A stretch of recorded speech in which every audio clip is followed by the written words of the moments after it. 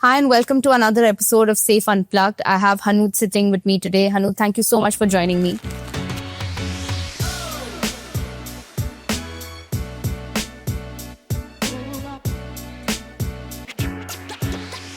Would love to start with a little bit about who's Hanut, where does he come from? I come from Safe in a way. I'll come to that, but I'm from Meerut and I graduated in 2022 and have been working with Safe since then. And yeah, about how I come from Safe. So my bachelor's was done with a course, which was an integrated course with my university and Safe. Back then it was Lucidius. And in 2022, I joined fully as an SD1 and now I'm finally an SD2. That's good to know. Congratulations. I also know that you did not particularly do software development as a core subject in your graduation. You did something in cybersecurity, and that time we used to run our services business, and that was essential for that. But when we wanted to hire you full time, we did not have that opportunity anymore because we shut down our services. How did you transition from there? Why did you want to be at Safe? What was exciting about Safe that you actually made the switch to sort of learn technology, become a software engineer, and then join us as an SD1? So it all started in 2018 when Saket was here in the university for a PTM actually. But we saw the vision back then, right? And we were told about the culture. We even, experienced it throughout the course as well. It was not oriented towards just getting the studies done, but in reality, learning what truly is essential in the real world, right? And yes, my course was specifically focused for becoming a security analyst or a security researcher.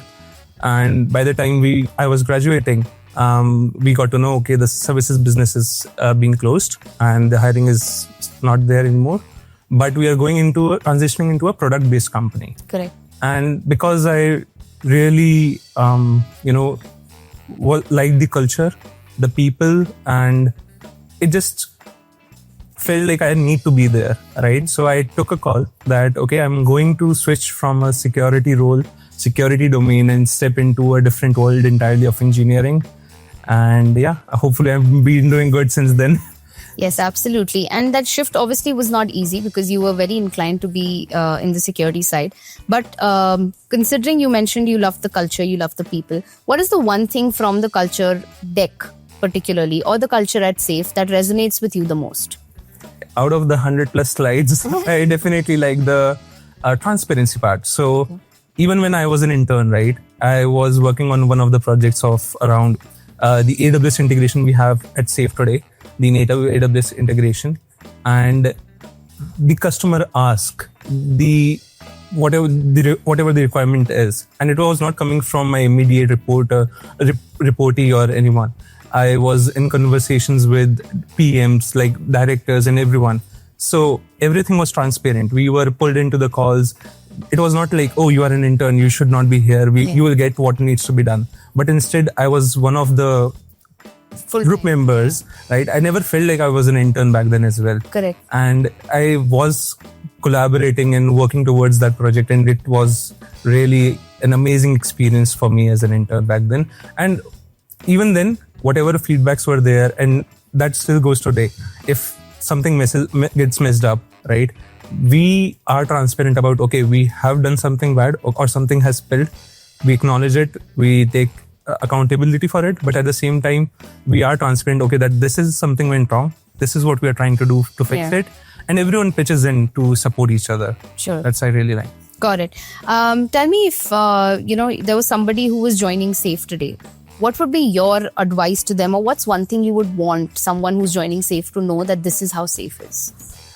So Safe is a place where you'll be doing insane things, where if you think about something, oh, this needs to be done with a group of 5 people or 6 people, you would be doing that solo, right?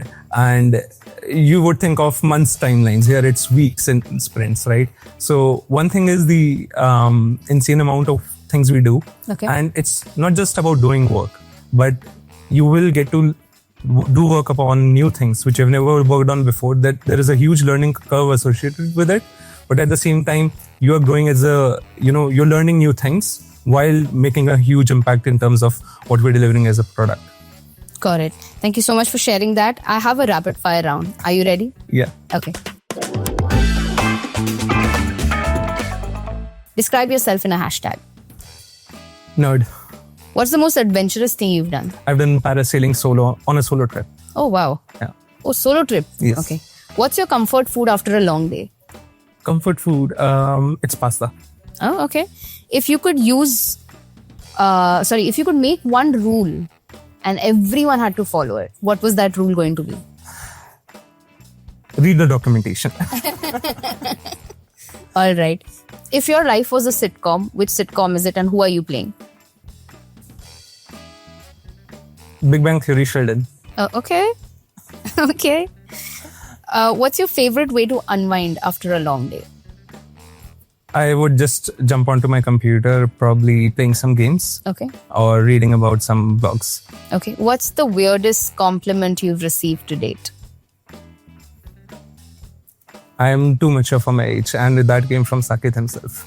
You're too much? Too mature for my age. Oh, too mature for your age. That's good, no? What's the weirdest superstition that you have? Do you have superstitions? Are you superstitious? No? Okay. What's the first thing that you do when you wake up in the morning and you have to come to work? Or the first thought that comes to your mind when you wake up in the morning? The open action items I have from last day. All right. Thank you so much for taking out the time, Hanut. Thank you for joining me here. We will be back with more episodes very, very soon. Stay tuned.